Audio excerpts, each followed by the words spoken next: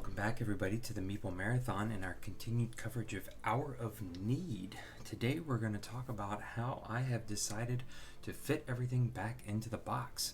So if you saw my unboxing video, which if you missed it, you can check it out as it's popping up there in the upper right corner right now.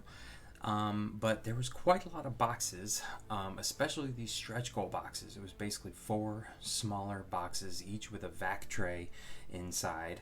And there was, it was a little annoying, to be honest with you, that they didn't give you like one stretch goal box. Anyways, what I have done is combined 2 standalone expansions, a base game, and all the stretch goals into these 2 boxes. I felt like the artwork here on the Gem and Ice one was a little bit better than Judge and Jury, but they are exactly the same size box, so take your pick. You could also, if you have the Law and Order one, you could use that one as well. But let's first take a look here at what I have placed here in the base box. So I will let you know that it's made this box quite heavy. It's a bigger box than I was expecting, to be perfectly honest with you. And I have chocked it full of stuff now. So we've got our rule book and our issue guide on top, pretty straightforward. Our 2 boards underneath there, pretty straightforward. And as you can see here, for the most part, this is what is included.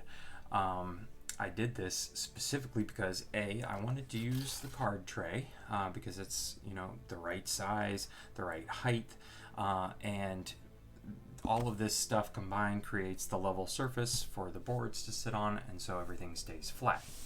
So let's just kind of spin this around here and take a look at what I've done. First of all of the cards for every single expansion, stretch goals, standalone expansions, are all here in the base box. You can see that I've placed a few things right here. These could be moved. They don't have to go right here. So if you wanted to sleeve your cards, you could. And I don't know how many cards would come in the Law and Order expansion, but that would also probably fill a good chunk of this space as well. So if you are a sleever, have no fear. I'll tell you where to put this stuff shortly. But basically, yeah, all the cards, because it was silly that those other standalone expansions had the same size card tray and only like this many cards filling it up. So I went ahead and filled all these up so that they stand up straight. They're not going to tip over, anything like that. And since they even now didn't fill the full tray, I was like, I gotta stick something in here. I gotta stick a spacer in here. Well, why not stick in a spacer that can store stuff? So I have 2 super stacker boxes of different sizes. These can be found at Michael's. Everything I have in this storage solution can be found at Michael's. I'll put links in the description below.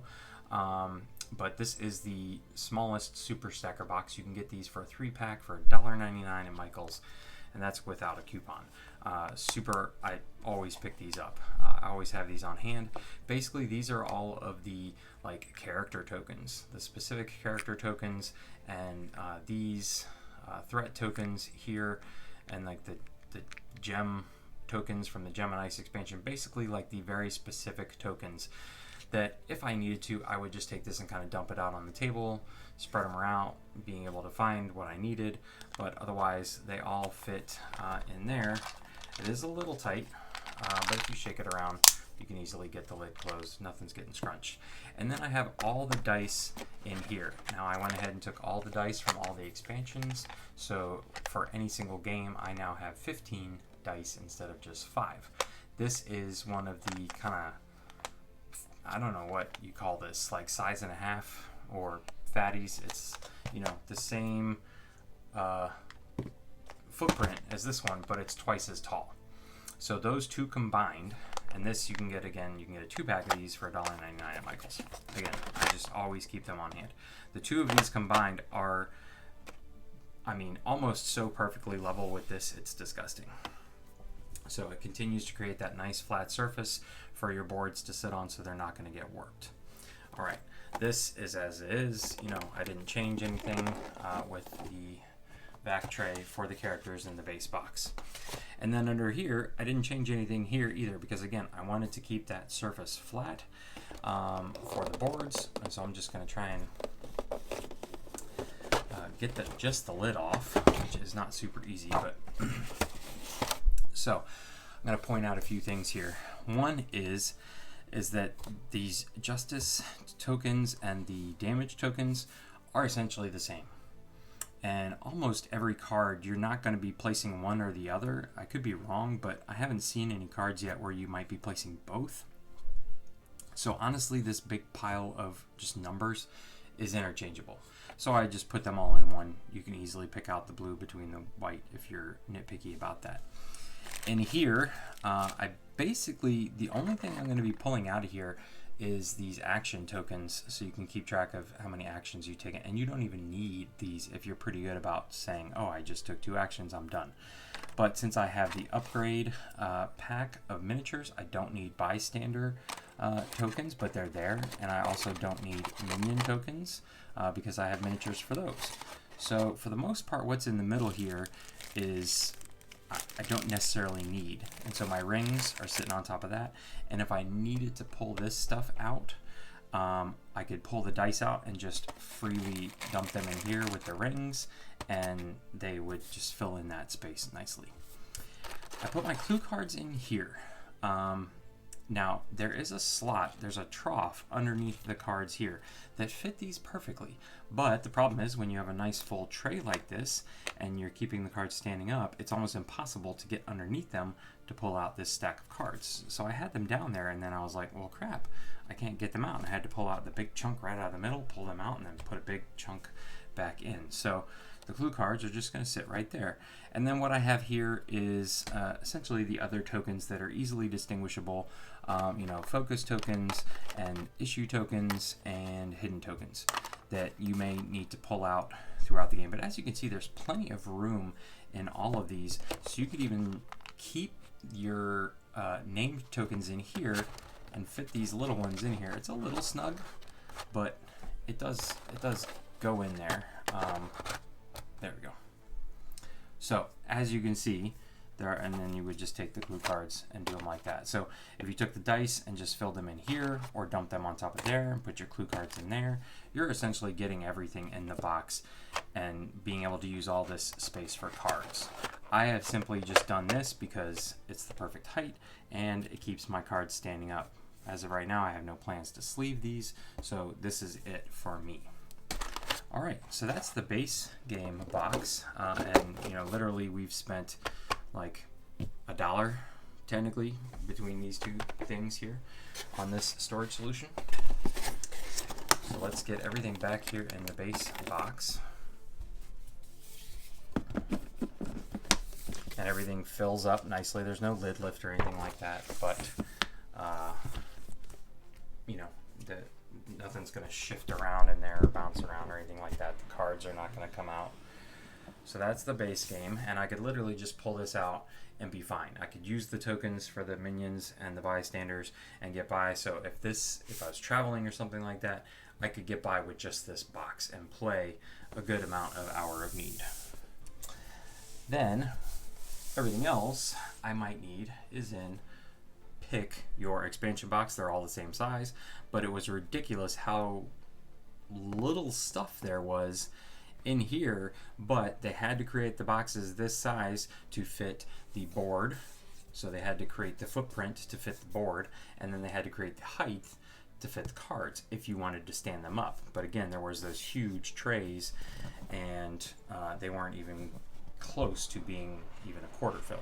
So what I have here is the 2 standalone expansions with their maps and their rule books and issue guides. I kind of have them divided up. So here's Gem and Ice map, issue guide, rule book, Judge and Jury, issue guide, rule book, map. All right. So those are off to the side. And then I basically have, this also can be purchased at Michael's. This, I believe, is technically in their bead storage section. or used to be. Now I think it's just in their storage section, but again, I'll put a link in the description below. This is another thing that if I see it in Michael's and I don't already have any on hand, I just pick them up because they're awesome size for miniatures. Most standard, 28, 32 millimeter miniatures will fit into here.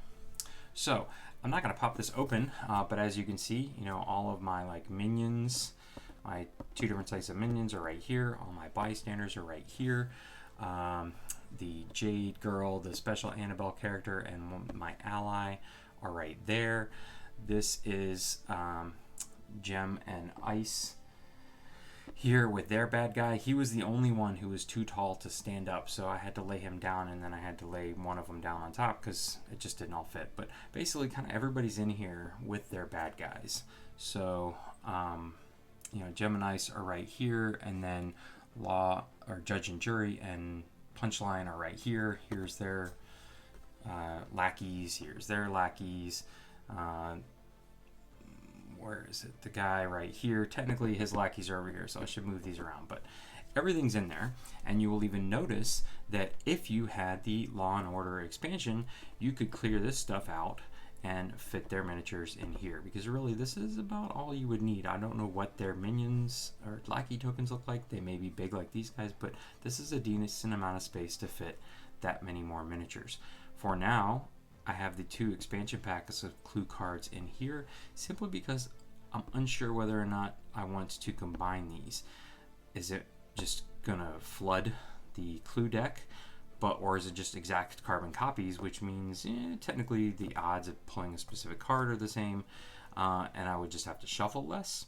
So I may just add these into the base game and mix them all together. Same thing with the rings. I don't really know why I would need more than just one color ring. I guess maybe if you're playing a 6-player game, they tell you to play with 2 villains maybe, and so you have 2 sets of lackeys, but the base box has 2 sets, so I'm good. So these are really just kind of extra rubber rings. I could easily stick those along the side here in a baggie if I needed to put miniatures here. Also, what I have on the bottom here is the 4 sheets of tokens that are completely just duplicate tokens that I don't need to have that many more of, because there's no reason why I would need these. So you can see I punched out the named tokens here and added those to the base box, but then that's it. You could easily either get rid of these or store them away somewhere else if, again, you had that 3rd standalone expansion, Law and Order, and you needed room for the rule books and the boards. Just remove these, stick them somewhere else, put them in storage, hide them away, put them in a filing cabinet, something like that. Because as you can see with this setup here, we're pretty close. You maybe could even get the Law and Order board and manual in here, but probably not the board, the manual, and 2 sheets of tokens. So I do like to just kind of spread that stuff out. But that's it.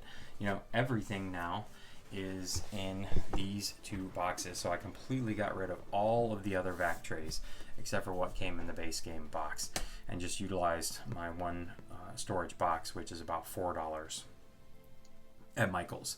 So here you can have this amazing DIY storage solution for Hour of Need that can literally fit an all-in pledge into just 2 boxes, the base box and 1 standalone expansion for $5.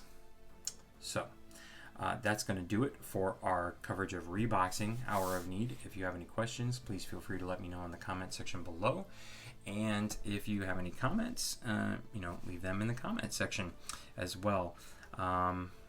Once again, thanks for watching.